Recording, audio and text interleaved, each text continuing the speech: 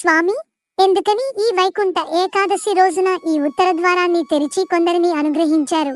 లక్ష్మి, ఒకసారి సృష్టి చేసేందుకు నా నాభి నుంచి బ్రహ్మ ఉద్భవించారు. సృష్టికి కావాల్సిన విజ్ఞానాన్ని బ్రహ్మకి ప్రసాదించాను. ఆ విజ్ఞానమే వేదాలు కదా స్వామి? అవును లక్ష్మి, బ్రహ్మ సృష్టి చేసేటప్పుడు ఆయన కొంత పరాకుగా ఉండడం వలన బ్రహ్మ రెండు చెవులలో నుండి ఇద్దరు లోకకంటకులు ఉద్భవించారు. ఒకరు మధు, ఇంకొకరు కైటభుడు.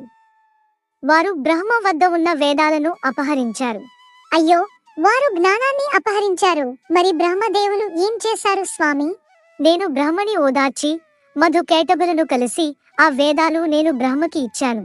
మీరు అవి తీసుకున్నారు, తిరిగి ఇవ్వమని అడిగాను.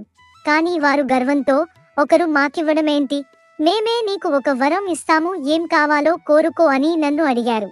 అందరి బాధలు తీర్చే మిమ్మల్ని కోరిక కోరుకోమన్నారా? మరి మీరు ఏం